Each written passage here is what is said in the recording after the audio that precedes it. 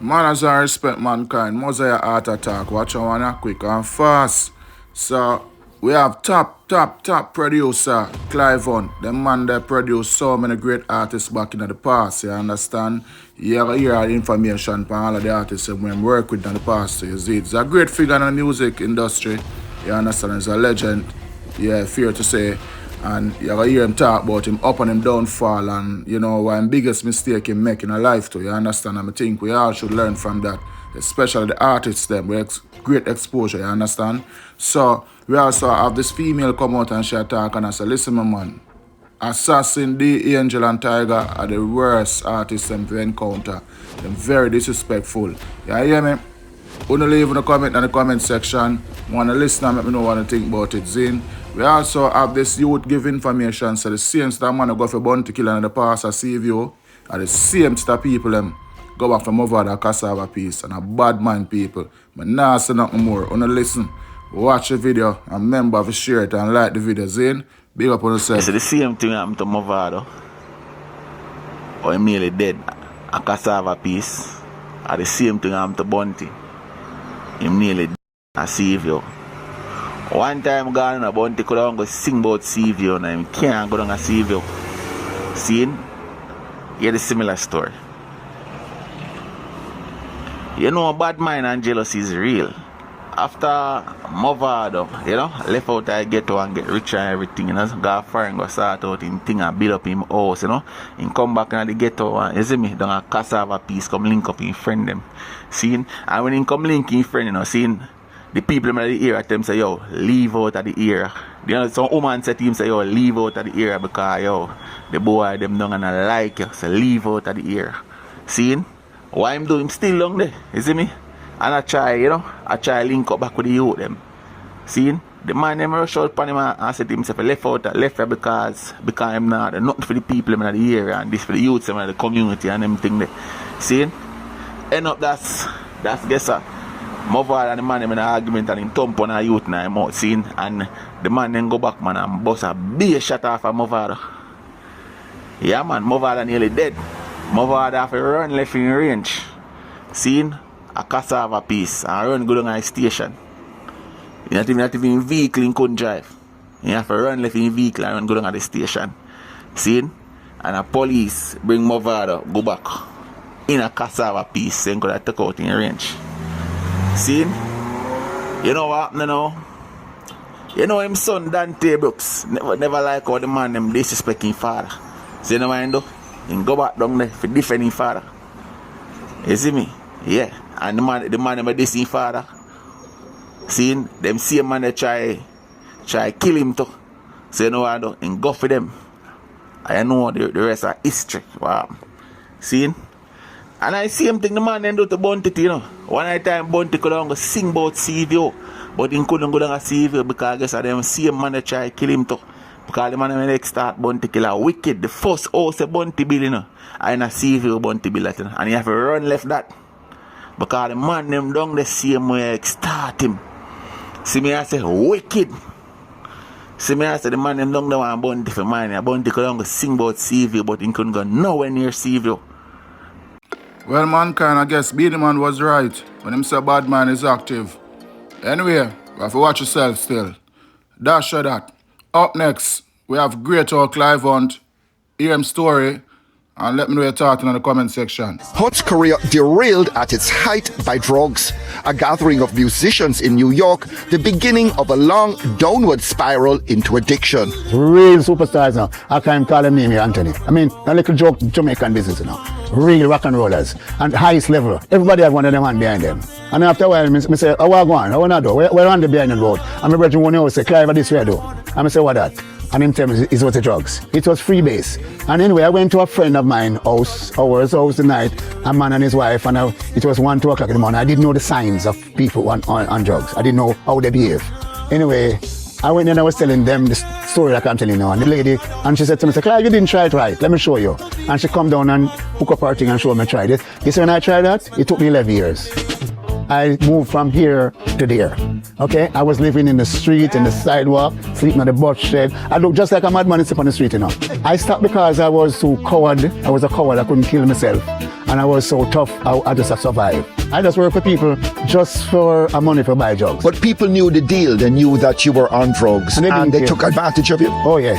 Yeah, I do a whole heap of stuff. I remember I went to Music Mountain in Stone Hill. I just went there to do something, and I spent 6 months there. And in that 6 months, I worked on 18 albums. One of the albums was an album with Barry Salmon that Putting Up Resistance came from. And I was the one, I did everything. I was the engineer, I sweep the studio, I cook my caramel page, I didn't put sugar in it. So I never can understand it. Big up yourself, Clive Hunt. Up next, people, watch I wanna know quick and fast, so you don't know the genius attack on Jeffrey podcast, Zane, and the man I mentioned how the Grammy process work and how you might work with Alkaline ASAP. You see it, so I mean 2025 look like it's gonna be one very interesting year. I could see what I go on. I could see the artists that might come out with if you get more hits on top of hits. So listen to the podcast and leave a comment. Yeah, great times. Great times. And then now see I'm super happy for him though. Yeah. Because film like like crazy story. Crazy story. Super happy for him. No, we'll see you make a tweet one day. What kinda indicates that there's some work with you on Alkaline. Oh yeah. Yeah, we have something on the way. We have a song up on the way and we'll work on some more things to say. What that come about? With Alka, I mean, it's somebody where for years, somebody who obviously listen to music too. But I just never meet him, I don't know him at all. One time, Mavado I tried connect with. We talked to him before, but we just never actually worked together. For this specific song, where we're gonna drop the first one, I think maybe I talked to him maybe on IG or something. I'm gonna send him like we would have talked before, and then send him the reading while I build it. It's like, yo, this sound like you know. And then back and say, yo, this man send it to me, and then I saw this. So that one that they come out. Right. But yeah, that's like a new. I never worked with him before, so that's a new energy. There's something I look on the studio, man, see how much Grammy, Yeah. What's your take on the Grammys, especially the reggae Grammy? We see recently with the Marleys, them, and the backlash. I said the Marleys, them are winning too much and all. Why your take on that? As a man who clearly work on a lot of, Stony Hill, that's another man. Yeah, what's your take on that? Like in terms of what, like you think like the need for reform, or there is something wrong with the Marleys and winning, or you think the Grammy is fair? You think they not get it right? Why you think? My main thing with that, every time I see the complaints happen, is just that the most obvious thing is that there's not enough of us involved to help make the decisions. And it's a members thing. It's like, I think it's like 30-something thousand members will vote. So what we can tell you with the reggae thing specifically, from my own experience, because I'm a voting member, so me vote every year for whatever. What reach me when we have to vote, because you get like a certain amount of categories that you have to vote for. You can't just vote for every single thing. They give you like a certain amount.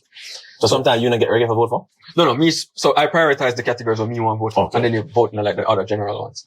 But what reach me in enough of the categories when we're forced to vote for, because we choose them one day, for the people the ones that I don't know about, some of the time I have to work up a familiarity. Because I look through some name and I don't know them. Oh, J Balvin, know J Balvin. Yeah. Same thing happened with people from the outside that vote for reggae. So when I'm gonna go vote reggae, who don't listen to reggae, I know Mali. Exactly. So that's a huge part of it, and that sounds like a small thing, but like if there's 30-something thousand people voting, and God knows how much are we then, if 100 away from Jamaica vote. So if we say, yo, for example, Kartel, if all of us say, yo, Kartel album for win, but then the other 30,000 people will vote, they must skim through it quick and that picks up and I say, who this? Marley? Oh, I know this name. And just click. So that we have to think realistically like that. So that's one thing. And I think, we need to get more involved in that because it's difficult and I don't think we have enough leverage where, cause I feel like there should be a different category for reggae and dancehall, for one. Why? I disagree. Why do you think so?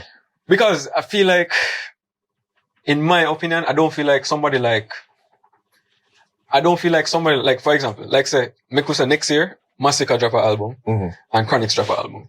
I don't feel like them should have compete. Yeah, but Chronix to dancehall as well. Yeah, but we know what the album is gonna sound like. But alright, I understand your point, but look on that way, right? Look on Thames. Thames and Burner should have been in the same category. But they make the same kind of music though. Not really. But like genre-wise. No, Thames is R&B. She's just from Africa. Think about it. But then... Think about it. She's really R&B. She's just from Africa. That's the only reason I call it Afrobeat. Yeah, that too, but her music still have Afrobeat undertones. All our songs. You would know more than me. So it still feel like... As a normal man listening to music, that sound like R&B. Yeah. But just generally though, I feel like, even from back in the days, like, I don't feel like... I look on Gang, right? I would say Stoney Da Gang first reggae album. Think about it. Mr. Marley, my DJ for the majority of the album, and Stephen I sing over in Father sang them. After he was DJing like a motherfucker. No, but genre-wise though, everything. It would have been. Then there's one more thing. No, but that's still reggae. Though. Exodus in a dancehall way, what? But like same halfway tree, for example, have songs like Justice. Yeah. Where like reggae. But in a song like that, in a sing. I think the difference between dancehall and reggae to me is singing and DJing. But I think the greater industry categorize it by like the beats and like the musicality of it. Alright, so Coffee. What Coffee do? Coffee do reggae or dancehall?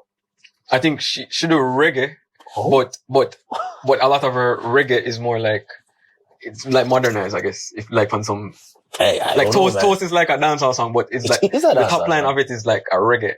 You know, Tara said sometimes it have to do with the culture. So Coffee is doing dancehall with the reggae culture. That's true. You see me? And you look on even drill music. To be honest, drill music is just really like killing your ops music. That's really what it is, because remember, see, you have Brooklyn drill, different from Bronx drill, you have Chicago drill, you have UK drill. And the only thing what make it drill is, we're killing people. These are real cases. Really. So that's what I mean with the separate them still. But I feel like it would have been helpful if it's separate, because like, again, I just don't feel like the last Grammys, I don't feel like the Bob Marley soundtrack should be, I don't think Shenseea and Vybz Kartel should be going against the Wailers and Bob Marley. And like, because sonically it's different. Not a case of quality or not, but just sonically it's completely different music. So I just don't feel like, but again, I know that we don't have enough leverage where we can call for that kind of thing, because we just, again, there's not a lot of us there. So like if 10 away I said to 30,000 people, we need 2 different categories, they might be like, we'll get to it. Yeah, so I'm glad to hear that. So it's not no one person that make the vote and the vote make. And then in terms of the thing about the Marleys too, like, the Marleys them lose enough awards, you know. I've talked to all of them. But people don't realize because they win Skip Marley lose, Julian, like. One of Damien's best album to me was, Distant Relatives. And they got snubbed from even before the nomination. Was it in the reggae album? I don't think it was. No, I don't think it made it to the. No, it got nominated for another one, I think. Yeah. But like, but even things like that, like, and that's an album with all we love as a culture. But just for sure. Honestly, Mankind, I think the Genius interview was very informative. I mean, me never personally know much people, are part of the voting process, and I know a lot of people don't know that either. And enough of we never realize Bob Marley or the Marley them lose out on Grammy too. Once you hear Grammy, we talk about Marley. So, it was very informative. Big up yourself, Genius, for your interview and, the knowledge you pass on the public. Up next, you have this The 3 worst entertainers I've ever met. First on my list was D'Angel. So I met D'Angel back in the day when I was trying to get a job. I paid $500 at an agency and I went to her store to get a job because that's where the agency sent me. When I went there, it was pure attitude with this woman. She was like, oh, you need to have this qualification and that qualification. What was the job description? Yeah, I was stand up at the door and beg people to come in our store, come by. That was one experience. And people will come out and say, oh, me I look clout and I lie, me I tell, but he who feels it knows it. That's what she did. She wanted people to have like this bag of experience working in our store. And when you not have it, remember you don't pay your $500, you don't get the job, because she was using an agency to employ people. The agency was right in Alpha Tree. It was close by to the transport center, and I never forget that. Come beat me, cause me know me not tell a life on you, D'Angel. And that is one reason why I listened to some of her songs. One that she did with Spice that was nice, but apart from that, I'm not a fan. The second person that was very nasty to me as an entertainer was Agent Sasko. Agent Sasko, I love your songs, but I love when him sing now and me listen to your music then, but he was nasty to me back in the days when I was about 19 years old. I was working at a gas station and he came there with some men behind him, you call entourage. And because I didn't acknowledge him, I don't know who you are, and I wasn't like frightened for him like how some people did frighten, and I said to somebody, who is he? And he was so rude because I asked that question to somebody, and he was so rude to me, and look must me get licked down feet. Yeah. No lie, telling no lie on the Agent Sasko, you don't remember, but I remember because it happened to me. The second person that was nasty with me was Tiger. You don't know how you take man for salt, mustard, vinegar, pepper. That Tiger that I'm talking about, his daughter and I used to go to the same high school, and she told me one day to suck my mother, and because I said to her, me and I don't want to make your father be a vegetable, she went to the principal's office. She called her dad and she told her that that's what I said, and he called the school and they were there trying to get me suspended out of high school. because I told her that her dad was a vegetable, but she told me to suck my mother. And the only reason why I didn't get suspended was because I was like, no, she tell me to suck my mother, I'm gonna tell her something back for hurt her. And yeah, so those 3 experiences with those 3 entertainers, yeah.